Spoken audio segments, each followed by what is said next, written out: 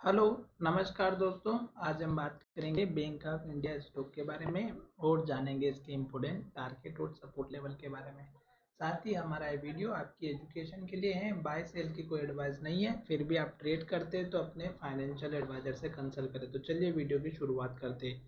अगर आप यहाँ पर देखेंगे तो स्टॉक हमारा जो है लॉन्ग टर्म में अप ट्रेंड को इंडिकेट कर रहा है और ये हमें इंडिकेशन ये दे रहा है कि जब तक स्टॉक हमारा अप ट्रेंड में है तब तक हमें ऊपर के लेवल्स के बारे में ही सोचना चाहिए, ना कि स्टॉक के नीचे के लेवल्स के। तो जब भी स्टॉक हमारा ट्रेंड के साथ काम करता है तो हमें भी ट्रेंड के साथ में ही काम करना चाहिए, ना कि ट्रेंड के अगेंस्ट में। अब उसके बाद अगर आप देखेंगे तो स्टॉक हमारा एक तो 200 दिनों के मूविंग एवरेज के ऑलरेडी बहुत दिनों से ऊपर चल रहा है। तो जो लोग लॉन्ग टर्म में इन्वेस्टेड है उनको घबराने की तो कभी कोई ज़रूरत रहती नहीं है, क्योंकि 200 दिनों का मूविंग एवरेज एक तरह से ब्रह्मास्त्र का काम करता है। पर हमें फिर भी एक सावधानी बरत के चलना चाहिए। क्यों? क्योंकि स्टॉक जब भी हमारा लास्ट का हाई या लास्ट का लो बनाता है तो आपको उसके लेवल्स को ध्यान में रखना चाहिए। जैसे कि यहाँ पे लास्ट का हाई है ये, जो लगभग हमारा 156 का है, और अभी का लास्ट का लो हमारा बना हुआ है ये, जो लगभग हमारा 124 रुपये के आसपास का है। तो स्टॉक में आप स्टॉप लॉस सपोर्ट लेवल अगर लेकर के चलते हैं तो इस कैंडल के लो का जरूर लेकर के चलेगा। अब टारगेट की बात करते हैं तो टारगेट में आप देख सकते हैं कि स्टॉक ने पहले जो हाई बनाया था 137 रुपये 70 पैसे का, और कल के दिन हाई बनाया था 137 रुपये 85 पैसा। तो अब ये लेवल जैसे ही ब्रेकआउट होगा तो आपको एक छोटा सा टारगेट इस कैंडल के हाई का रख देना है, जो यहाँ पर हमारा बना हुआ है। और ये हाई अगर आप देखेंगे तो 139 रुपये 70 पैसे का है।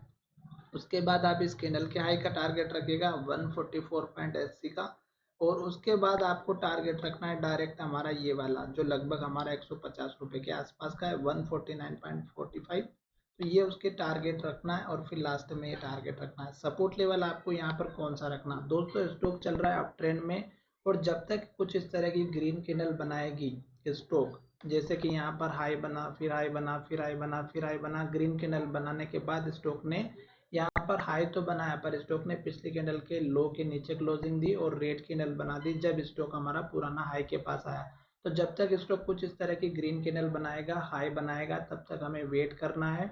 और मैंने जो आपको लेवल्स दिए हैं ये स्टॉक में एक के बाद एक अगर हिट होते हुए नजर आते हैं तो आपको अपना स्टॉप लॉस भी ऊपर शिफ्ट करना है। जैसे कि स्टॉक ने यहाँ पर लो बनाया था, फिर स्टॉक ने ऊपर लो बनाया, फिर स्टॉक ने यहाँ पर लो बनाया। तो अब जो लोग छोटे मोटे जो स्विंग ट्रेड में या इंट्राडे वगैरह काम करते हैं तो उनके लिए स्टॉप लॉस छोटा वाला ये रखना है। क्यों?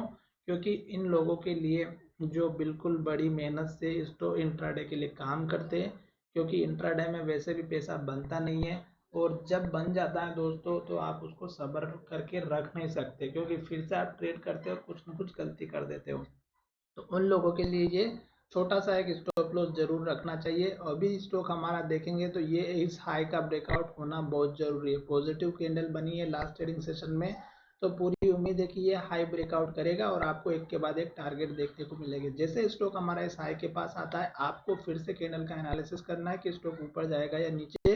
तो मैंने आपको बहुत सारे वीडियो के माध्यम से बताया हुआ है, और इस वीडियो में भी मैं आपको बता चुका हूँ कि जब तक स्टॉक हमारा ग्रीन कैंडल बनाएगा, हाई बनाएगा, तब तक हमें वेट करना है। जब स्टॉक हमारा रेड कैंडल बनाना स्टार्ट कर दे तो आप अपना प्रॉफिट लेने के लिए तैयार रहिएगा।